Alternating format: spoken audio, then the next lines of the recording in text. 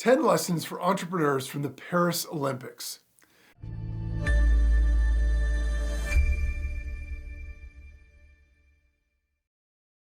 Okay, so the Paris Olympics have just kicked off.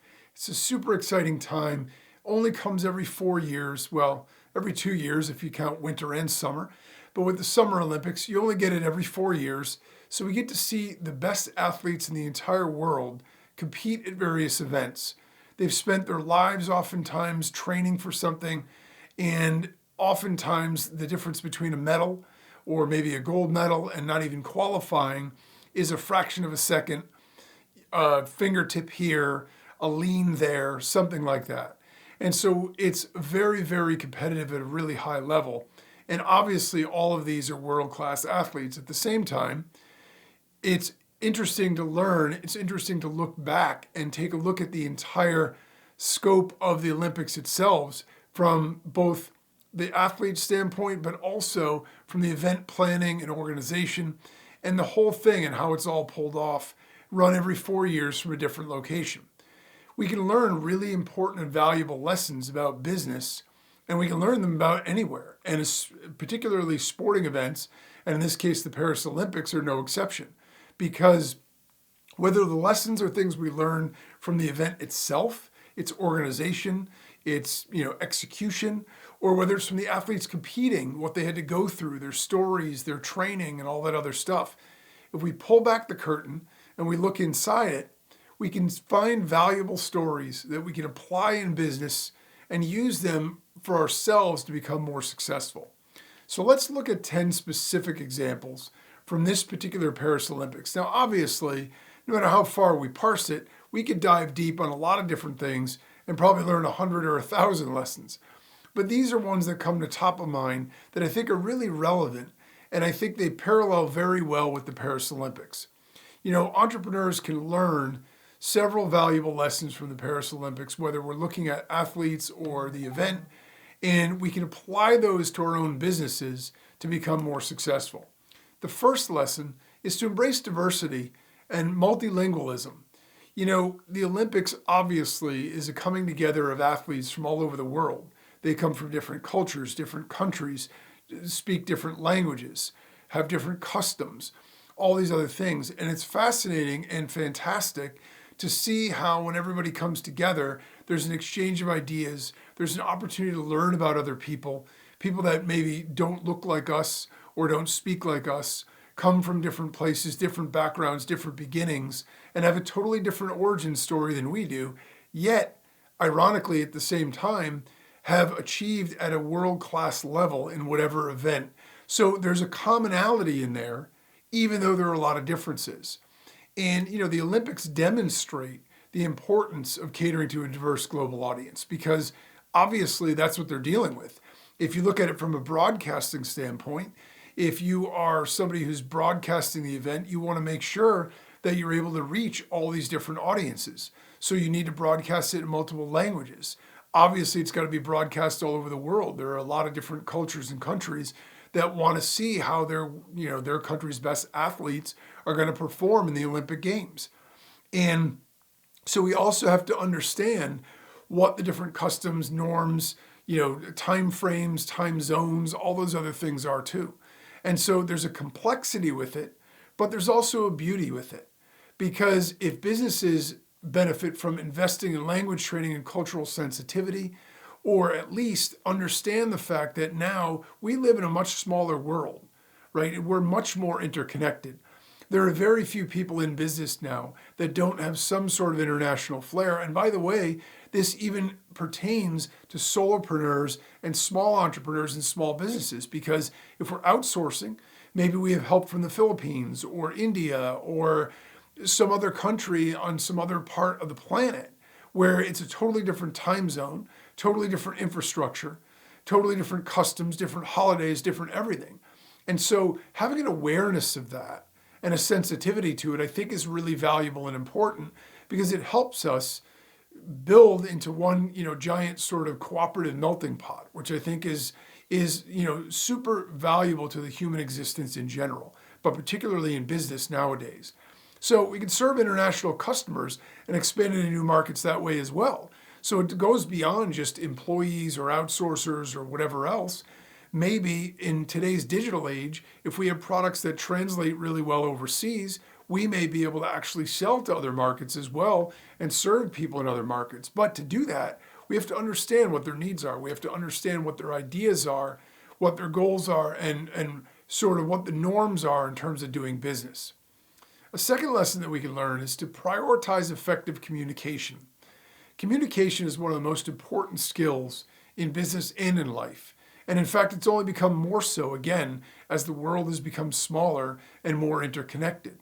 The Olympics are always implementing multilingual signage and translation services because even if they put up signs in the native language to wherever the Olympics is being held, there are going to be a large percentage of the athletes that are there that can't read the signs. They don't know where they're going. They need direction. So they've got to have translation services available.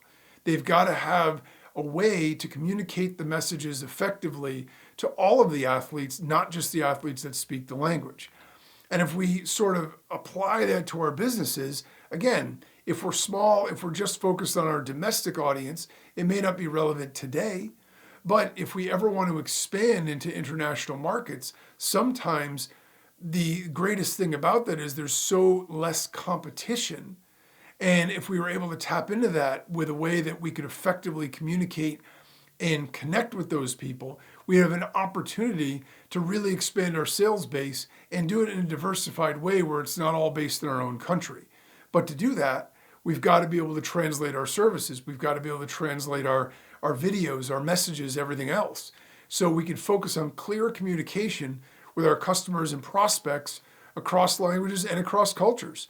Because I'm in the United States, but even in the United States, we have a lot of different first native languages spoken. My sons actually went to an elementary school where there were 31 first languages spoken. In other words, English for 30 of those types of people was their second language. There were 31 native first languages spoken just in their school of just a few hundred kids. So everything is multicultural, everything is multilingual, and the more we can cater to that or adapt to that, if and when we're ready. Obviously, we don't need to do that out of the gate, but if we're trying to expand our business, we want to grow beyond our borders, it's a great way to do it. And that can lead to increased customer satisfaction and loyalty. A third lesson is to invest in adaptability and flexibility. I've been harping on this actually since I started the podcast and even before that.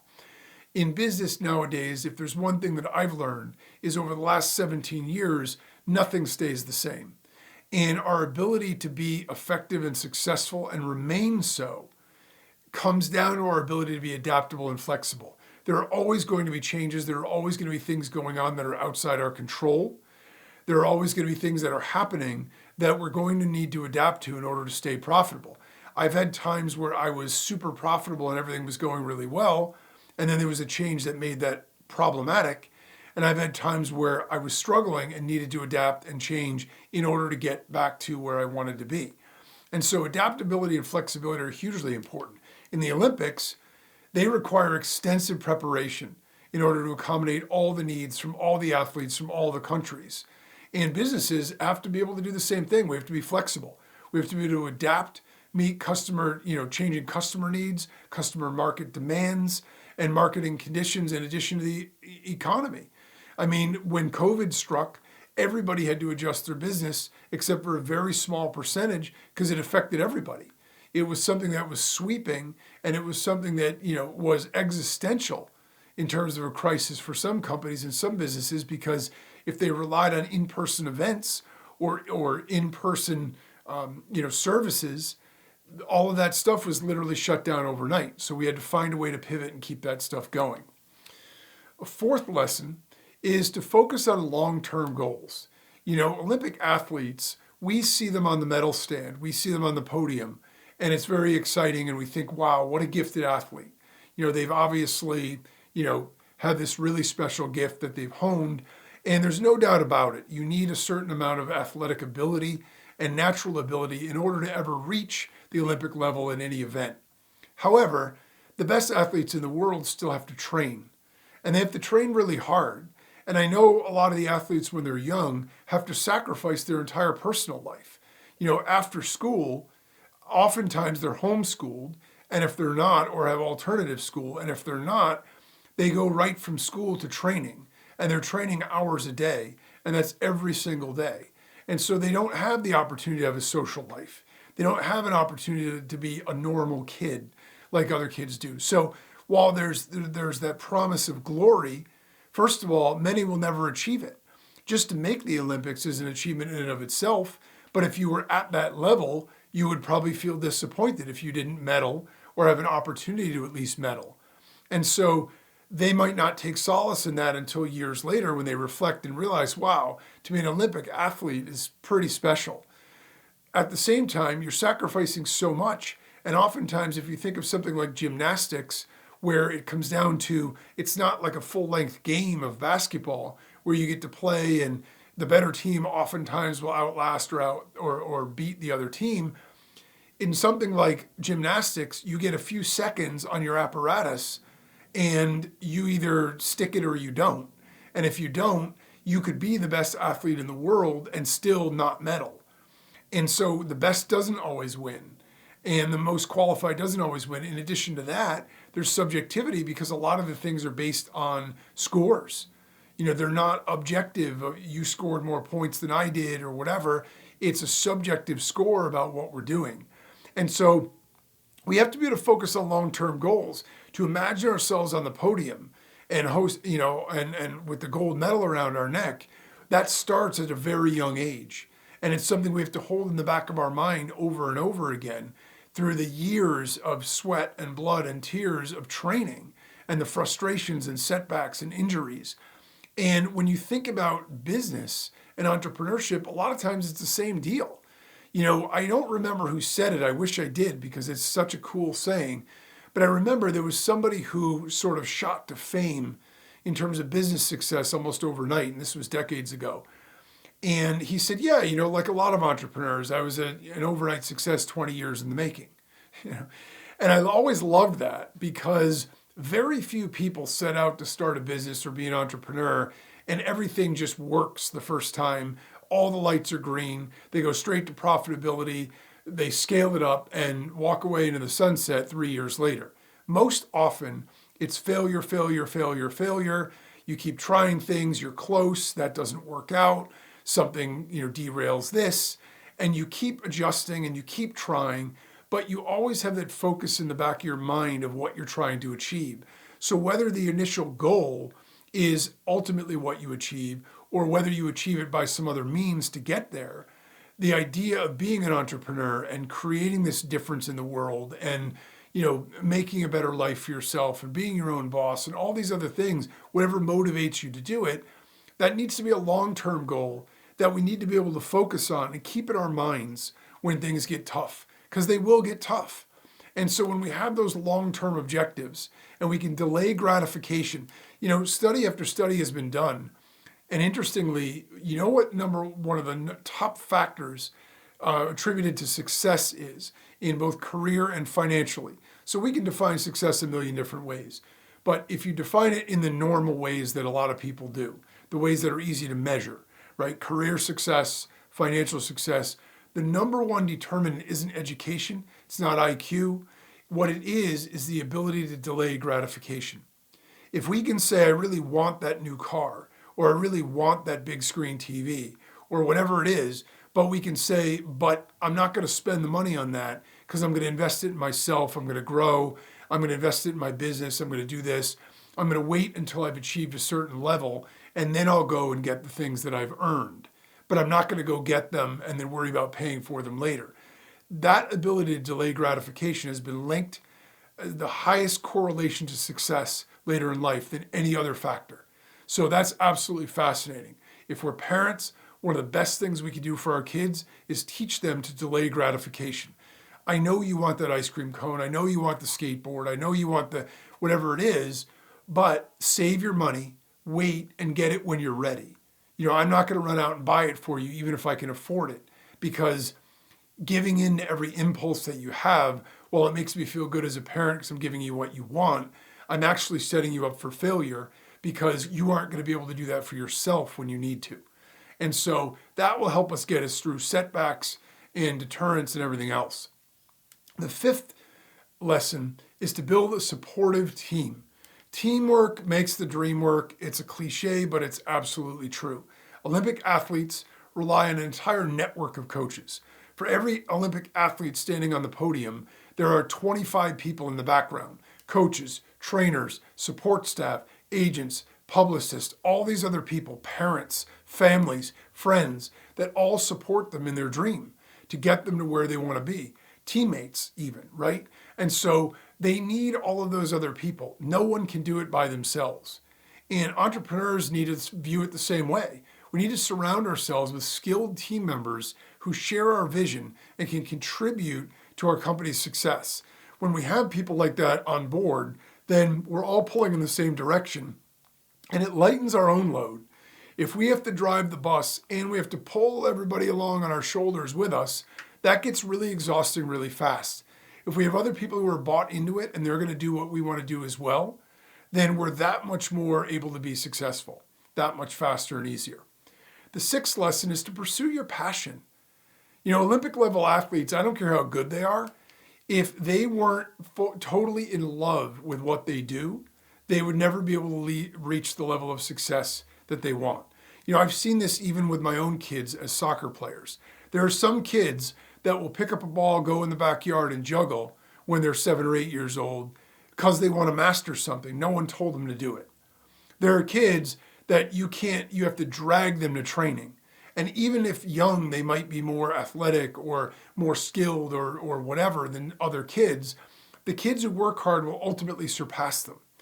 And when you get that magical combination of the person who works hard and has the natural ability, forget it, they're unstoppable. Those are your legends. Those are your Olympian, medalists. Those are your Olympian champions. Those are your world champions in various things because they had the ability, but they also put in the work. And it all stems from passion.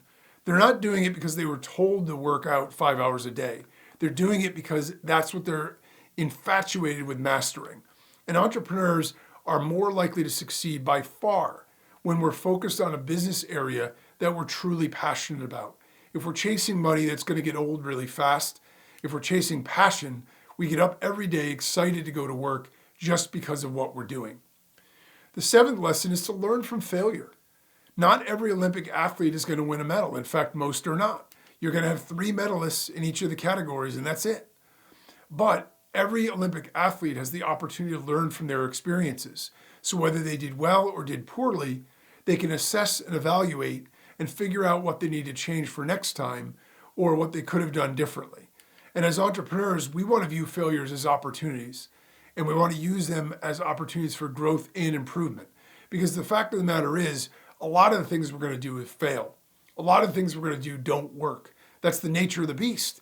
But the key is taking that, using that to make us smarter, adjust our approach, and go at it from a slightly different way until we figure it out, until we decode it and we come up with the answers.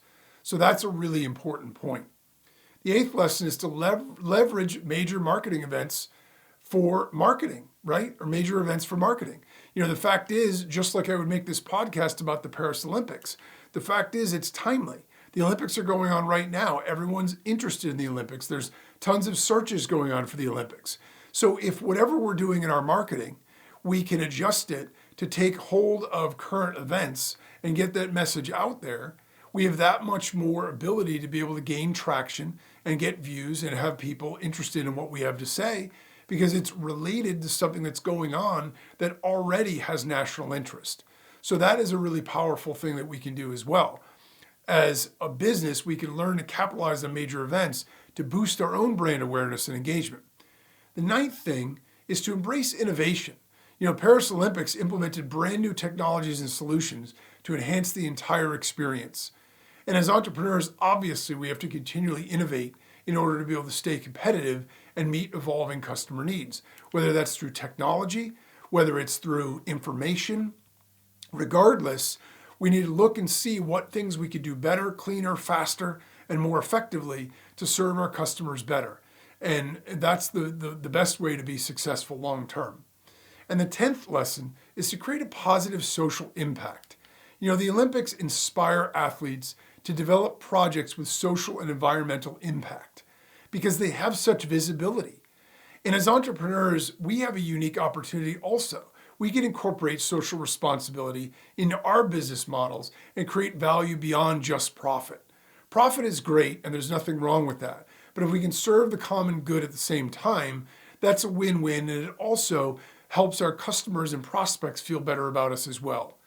So by applying these lessons, entrepreneurs can enhance their business strategies, improve customer relations, and drive long-term success in an increasingly globalized and, by the way, competitive marketplace. So the takeaway here is that I think, just as human beings, we should always be learning and growing. And it's particularly true for entrepreneurs because the game of business is expansive. It's always growing, and it's evolving at the same time. With a growth mindset, we can also evolve as business leaders and get lessons and advice from all kinds of things in everyday life. So no matter where we start or where we're currently at, if we're committed to learning and growing each day, we get that much closer to our goals.